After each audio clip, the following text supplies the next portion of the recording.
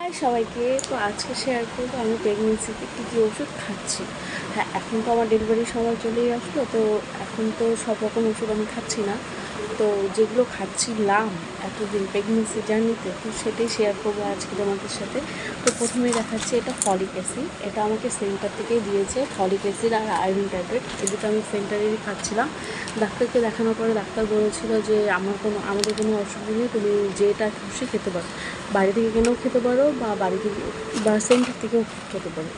তো আমি সেন্টার থেকেই খাচ্ছিলাম, তো ওটাই খাচ্ছি এখনও। আর এখন যেহেতু 9 মাস পড়ে গেছে, ডক্টর বললো যে আর বেশিক্ষণ দেরি নেই, তো এখন আমাকে ফলিক অ্যাসিডটা বন্ধ করতে বলেছে।